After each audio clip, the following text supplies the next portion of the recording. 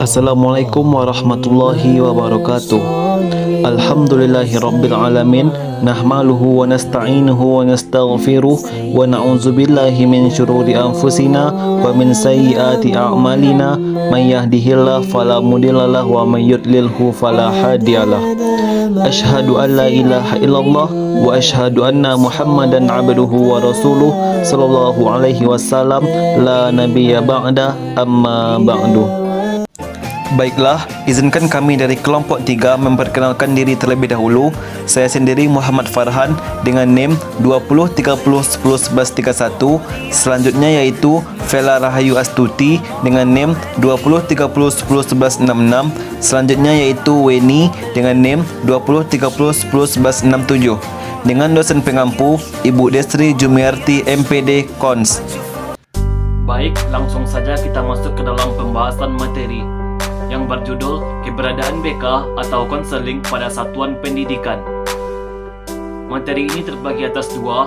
Yang pertama, keberadaan BK atau konseling dalam pendidikan, dan yang kedua, alasan keberadaan BK atau konseling pada satuan pendidikan. Keberadaan BK atau konseling dalam pendidikan. Pertama, bimbingan dan konseling mencapai kematangan emosional dan sosial.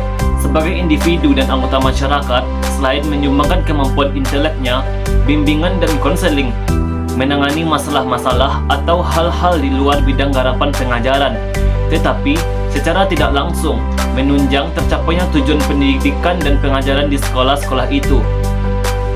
Kegiatan ini dilakukan melalui layanan secara khusus terhadap semua siswa agar dapat mengembangkan dan memanfaatkan kemampuannya secara penuh. Bimbingan dan konseling semakin hari semakin dirasakan perlu keberadaannya di setiap sekolah. Hal ini didukung oleh berbagai macam faktor, seperti dikemukakan oleh Quaestor Parto Wisastro sebagai berikut. Baiklah, saya Vela Rahayu Astuti 2030101166 akan melanjutkan presentasi penjelasan. Sekolah merupakan lingkungan hidup kedua sesudah rumah.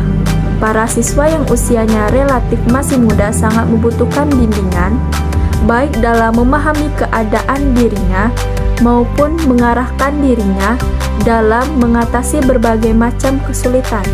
Konselor dan guru merupakan suatu tim yang sangat penting dalam kegiatan pendidikan. Keduanya dapat saling menunjang terciptanya proses pembelajaran secara efektif. Karena itu, kegiatan bimbingan dan konseling tidak dapat dipisahkan dengan kegiatan sekolah. Bimbingan konseling diposisikan secara tegas untuk mewujudkan prinsip keseimbangan lembaga. Ini menjadi tempat yang aman bagi setiap siswa untuk dapat membuka diri tanpa rasa khawatir akan privasinya. Yang kedua, ada posisi atau keberadaan BK atau konseling pada satuan pendidikan. BK atau konseling kita tahu adalah salah satu komponen layanan pendidikan dalam sistem pendidikan nasional, karena pendidikan sebagai suatu sistem diselenggarakan melalui layanan pembelajaran. Di sini ada beberapa alasan dan argumentasi serta landasan yang menunjukkan keberadaan BK pada satuan pendidikan dapat dilihat sebagai berikut.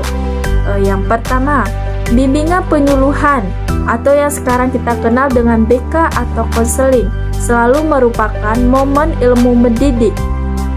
Ilmu pendidikan dan bimbingan penyuluhan sebagai hal-hal yang esensial untuk umat manusia masa kini dan masa yang akan datang. Yang kedua, konseling adalah pendidikan. Pelayanan konseling adalah pelayanan pendidikan. Peserta didik memerlukan sistem layanan tidak hanya mengandalkan layanan pembelajaran mata pelajaran atau bidang studi dan manajemen, tetapi juga layanan bantuan khusus yang lebih bersifat psikoedukatif melalui layanan BK. Selanjutnya, menurut Permendikbud nomor 114 tahun 2014 menyatakan bahwa setiap peserta didik satu dengan yang lainnya itu berbeda, kecerdasan, bakat, minat, kepribadian, kondisi fisik, latar belakang keluarga, serta pengalaman belajar mereka masing-masing yang itu yang menggambarkan adanya perbedaan masalah yang dihadapi oleh masing-masing peserta didik ini. Makanya itu dibutuhkannya adanya layanan bimbingan dan konseling ini. Selanjutnya yaitu menurut Kemdiknas nomor 24 tahun 2006 yang menyatakan bahwa kompetensi peserta didik yang harus dikembangkan melalui pelayanan BK ini adalah kompetensi kemandirian untuk mewujudkan diri dan pengembangan kapasitas yang dapat mendukung pencapaian kompetensi lulusan. Yaitu menurut Permendikbud nomor 111 tahun 2014 bahwa kurikulum 2013 mengharuskan peserta didik menentukan peminatan akademik, vokasi, dan pilihan lintas minat serta pendalaman peminatan yang memerlukan layanan bimbingan dan konseling.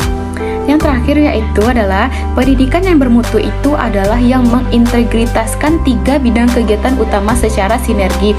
Apa itu bidangnya? Yang pertama ada bidang administrasi dan kepemimpinan, yang kedua ada bidang instruksional dan kurikuler, yang ketiga ada bidang pembinaan siswa atau disebut juga dengan bimbingan dan konseling ini.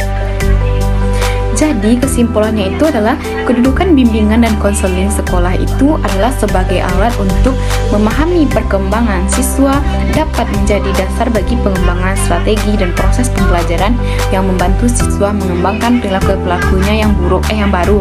Jadi perkembangan siswa di sekolah itu meliputi aspek-aspek fisik, kecerdasan, emosi, sosial, dan komunikasinya. Jadi kenyataan ini tuh menunjukkan bahwa setiap siswa itu memiliki karakteristik yang berbeda masing-masing siswa ini gitu. Jadi keragaman perilaku dan dalam berinteraksi itu perlu adanya data dan pemahaman yang memadai terhadap siswa tersebut. Jadi setelah penjelasan dari semua yang tadi itu, dapat kita pahami bahwa bimbingan konseling itu sangat penting adanya di sekolah. Mungkin kita tidak tahu ya bagaimana nantinya jika tidak adanya layanan bimbingan dan konseling ini. Karena ya bimbingan dan konseling ini itu adalah pelayanan bantuan untuk peserta didik, baik itu secara individu maupun secara kelompok.